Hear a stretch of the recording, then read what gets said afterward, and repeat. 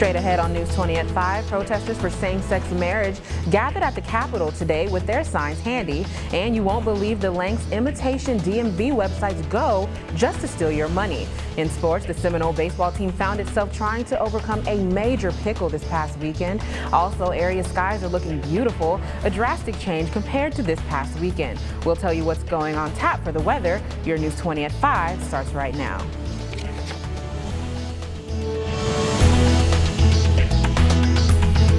From the highest of 7 hills in Florida's capital city, covering every corner of the Big Bend, this is the award-winning News 20 at 5 Live. The same-sex marriage debate builds up steam. Good evening. I'm Tanya Glover. Valeria Sistrunk will join us shortly. Protesters stood outside of the Capitol building today in favor of same-sex marriage. Same-sex marriage is a hot-button issue in the U.S. Supreme Court right now, and today protesters showed it's just as big in Florida. People of all ages stood in front of the Capitol with signs promoting the union. It was a peaceful protest. And jury selection began today for a Tallahassee man's murder trial. Elijah James is charged with murdering his girlfriend, Danielle Brown. He's facing the death penalty. Police say Brown was last seen in 2010 alongside James. Brown's body wasn't found, but police say there's enough evidence for a conviction. James is already serving a 20-year sentence for burning Brown's car. And an arrest is made in connection with the death of a Tallahassee man. Last week, Alfred Days was found in a car on the corner of Appalachian Parkway and Magnolia Drive.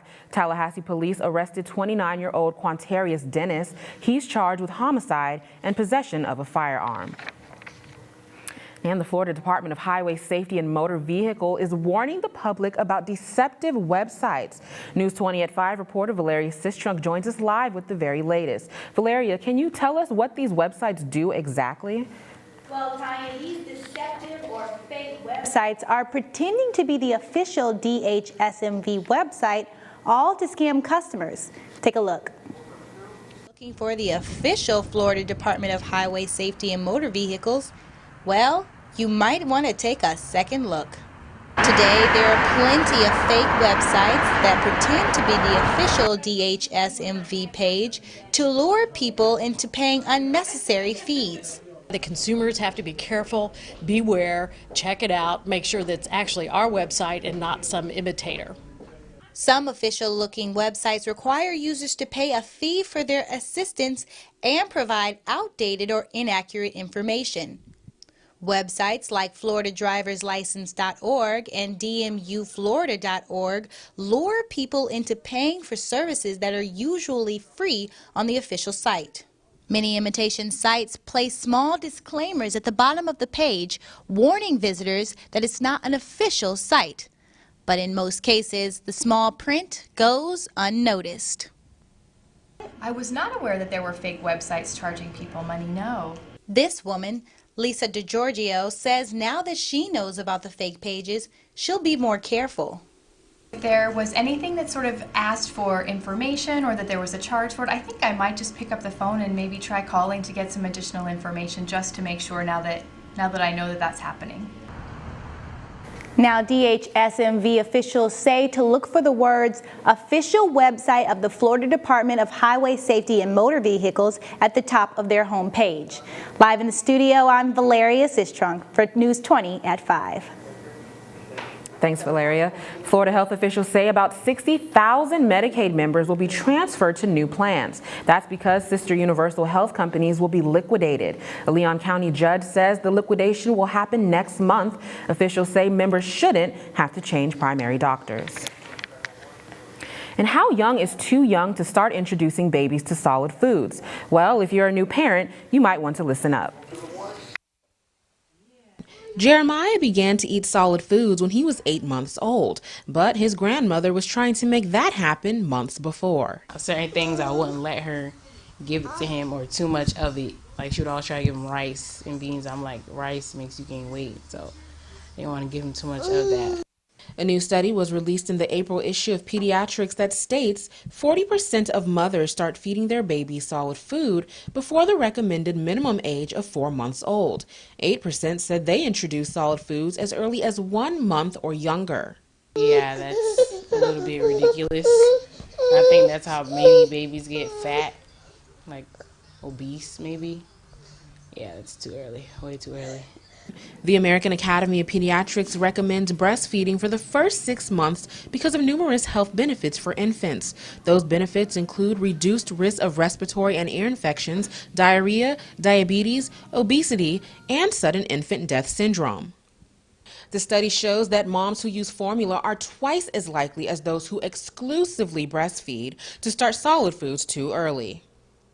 The study also showed that mothers who introduced solid foods before 4 months were more likely to be younger, unmarried, have less education, or be participating in the federal Women, Infants, and Children Nutrition Program. So I stuck with the WIC information. They kind of let you know the stages of what they're supposed to be eating, when they're supposed to be eating it.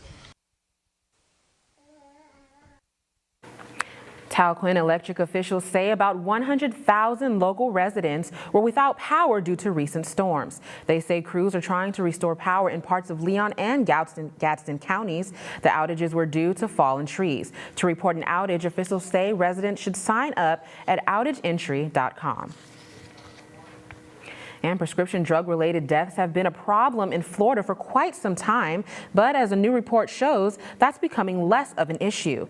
News 20 at 5 reporter Alexandria Collins joins us live with the very latest. Alexandria, what can you tell us about the recent decrease in related deaths?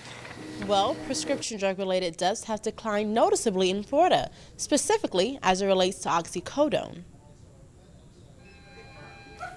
Prescription drug deaths have long plagued Florida. Florida was known as the epicenter of the South for easily garnering prescriptions.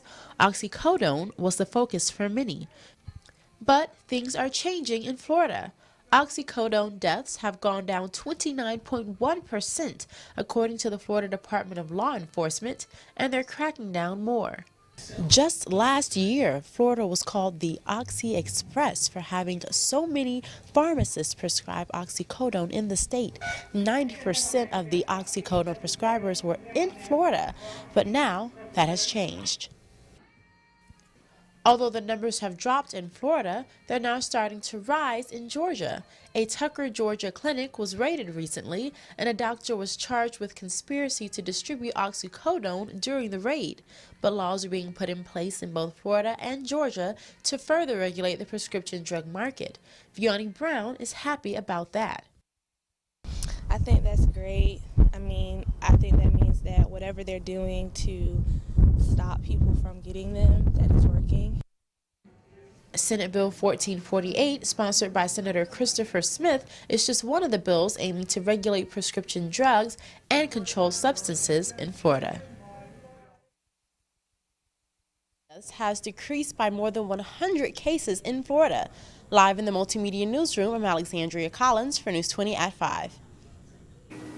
Thanks, Alexandria. Florida internet cafes are even closer to sealing their doors. The Florida House has overwhelmingly approved a ban. It recently voted 108-7 on the measure. The bill will now go to the Senate, which also favors a ban. The Senate president says Governor Rick Scott should get the bill by May.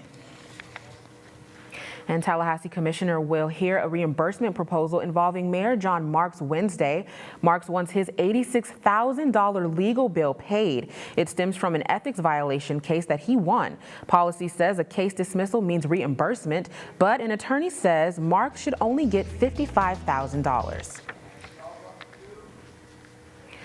Coming up on News 20 at 5, 2 teenagers have been charged with first-degree murder after a 13-month-old baby was shot in the face. Also, hundreds have been submerging in 30-degree weather, all for a seat in the Supreme Court. Hear why. Next, stay tuned. You're watching News 20 at 5.